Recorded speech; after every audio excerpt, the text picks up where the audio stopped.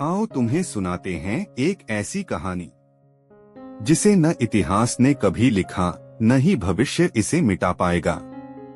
यह कहानी है एक ऐसे प्राणी की जिसे एक उन्नत सभ्यता ने ब्रह्मांड के सबसे खतरनाक योद्धा के रूप में बनाया था। उसका कोई नाम नहीं था, सिर्फ एक कोर था, नोवा। और उसके अंदर एक धधकती हुई आग थी, एक पल में शांत तो दूसरे ही पल में भयानक। एक रात जब चांद बादलों में छुपा था, हवाएं सर्द और डरावनी थीं, आसमान में अचानक एक दिल दहला देने वाली चीख गूंजी और एक अद्भुत काले रंग का विशालकाय अंतरिक्ष यान स्पेसशिप बिजली की गति से धरती पर आकर गिरा। धरती कांप उठी और आसमान में एक रहस्यमयी बैंगनी रोशनी फैल गई। पूरी दुनिया की रूह कांप उठी। अंधेरे साए, चमकती रोशनी, अंतर्राष्ट्रीय सुरक्षा बल, हर कोई उस अद्भुत और भयानक दृश्य की ओर भागा। जब उन्होंने उस भव्य यान के पास पहुंचकर उसे घेरा तो हवा में एक अजीब सी ठंडी ऊर्जा महसूस हो रही थी। फिर उस यान का शानदार दरवाजा धीरे धीरे खुला और बाहर निकला एक नौजवान। वह इतना खूबसूरत था कि देखने वाले अपनी पलकें झपकाना भूल गए। उसके बाल रात के अंधेरे जैसे काले थे और उसकी आंखें दो चमकते हुए बैंगनी रत्नों की तरह थीं, जिनमें अक्सर एक दबी हुई आग की लपट दिखाई देती थी। उसका चेहरा शांत था, लेकिन उसकी मांसपेशियों में एक तनाव था, जैसे वह किसी भी पल फट पड़ने को तैयार हो। उसके कपड़े किसी भविष्य की दुनिया के थे, स्टाइलिश और एकदम फिट। उसका शारीरिक बनावट आकर्षक थी, जैसे किसी आदर्श मानव की हो, लेकिन उसमें एक शिकारी की फुर्ती और शक्ति झलकती थी। उसके दाहिने हाथ की कलाई पर एक नीला पत्थर का ब्रेसलेट बंधा हुआ था, जो साधारण धागे से बना था, लेकिन उसमें एक अजीब सी चमक थी। दुनिया के सबसे अनुभवी सैनिक हाथों में घातक हथियार लिए उसे घेरकर खड़े हो गए।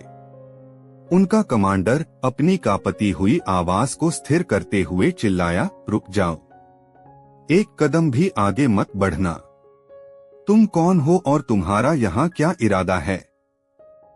उस खूबसूरत नौजवान नोवा ने अपनी बैंगनी आंखें घुमाईं, जिनमें एक क्षणिक क्रोध की झलक दिखाई दी। उसकी आवाज, जो किसी सिंथेसाइजर की तरह सपाट थी, लेकिन उसमें एक दबी हुई धमकी थी, हवा में गूंजी, मैं कौन हूँ? तुम मुझे कभी जान नहीं पाओगे। मैं तुम्हारी समझ से परे हूँ। तभी अचानक, बिना किसी चेतावनी के, एक सैनिक डर के मारे अपनी राइफल उठाता है और गोली चला देता है। धार्य!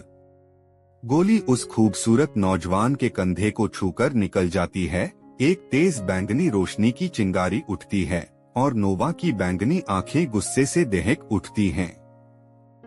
उसके चेहरे की शांत भाव भंग हो जाती है और एक भयानक क्रोध उस पर छा जाता है। तुमने मूर्खता की, वह धीमी भयानक आवाज में कहता है, जिसमें एक ज्वालामुखी फटने से पहले की शांति है, और पलक झपकते ही वह हरकत में आ जाता है।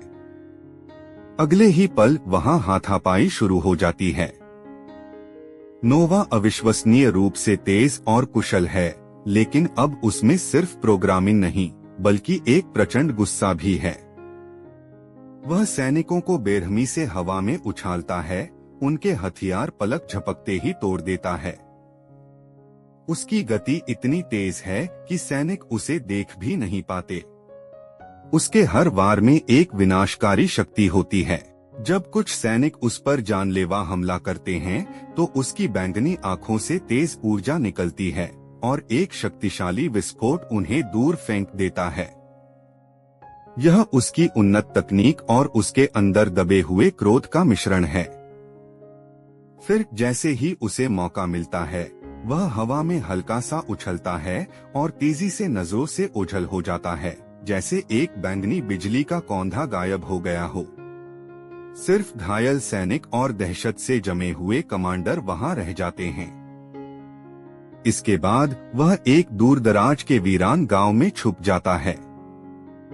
उसका गुस्सा अभी भी उसके अंदर सुलग रहा है, लेकिन वह उसे नियंत्रित करने की कोशिश कर रहा है।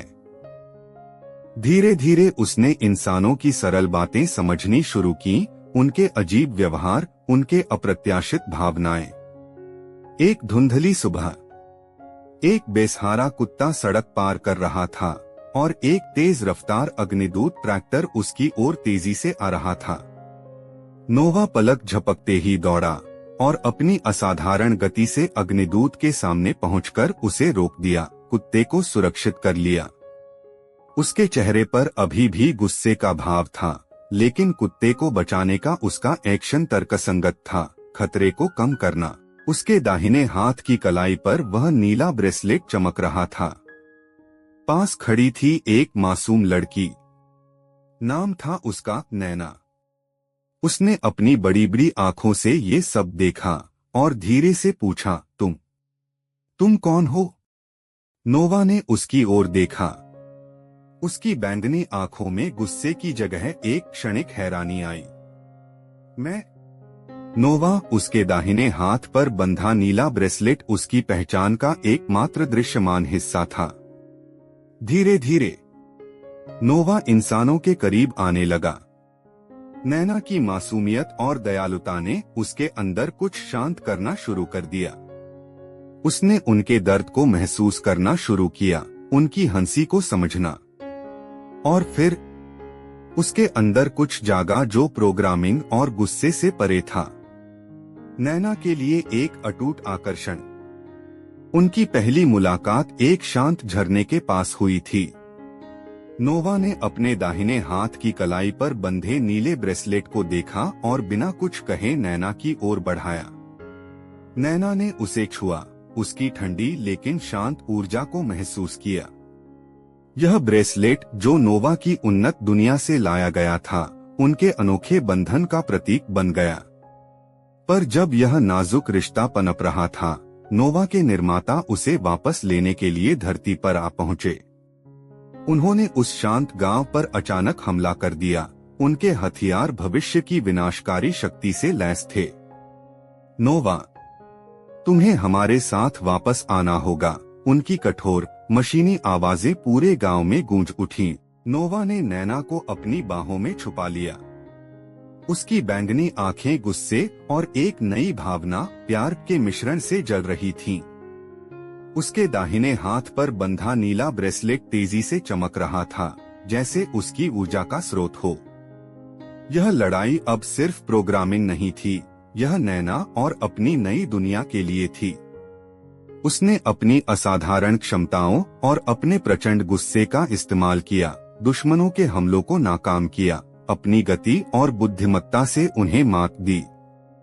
लेकिन वे बहुत शक्तिशाली थे और उनकी संख्या ज्यादा थी। तभी एक शिकारी नैना पर निशाना साधता है और गोली चला देता है। धार्य पलक झपकते ही नोवा घूमता है और उस गोली को अपनी पीठ में खा लेता है। वह दर्द से कराहता है, लेकिन उसकी बैंगनी आंखें सिर्फ नैना पर टिकी हैं। नैना चीख पड़ती है, नोवा भाग। नोवा लड़खड़ाता हुआ नैना के पास आता है, उसके चेहरे पर खून बह रहा है। वह अपना ठंडा बायां हाथ नैना के गाल पर रखता है। उसकी बैंगनी आंखों में अब गुस्सा नहीं, सिर्फ प्यार और एक गहरी उदासी है। उसके दाहिने हाथ पर बंधा नीला ब्रेसलेट अब भी शांत चमक रहा है। जब मैं यहाँ आया था, वह कमजोर आवाज में कहता है, तो मैं जानता नहीं था मैं कौन हूँ। वह एक गहरी सांस लेता है, उसकी आंखें नैना की आंखों में खो जाती हैं। लेकिन अब मैं जान चुका हूँ। मैं वो हूँ जो तुमसे प्यार करता हूँ। भाग 10। उसकी आवाज और धीमी हो जाती है। सच कहूँ तो नैना, मैं तुम्हारे साथ जीना चाहता था हमेशा, पर किस्मत को डोट कुछ और ही मंजूर था। उसकी पकड़ ढीली हो जाती है और उसकी आंखें हमेशा के लिए बंद हो जाती हैं। उसका शरीर धीरे धीरे बैंगनी रोशनी में बदल जाता है और हवा में विलीन हो जाता है। लेकिन उसके दाहिने हाथ पर बंधा नीला ब्रेसलेट जमीन पर गिर जाता है। उसकी शांत नीली रोशनी अब भी चमक रही है। भाग 11। नैना उस ब्रेसलेट को उठाती है, उसके आंसू उस पर गिरते हैं।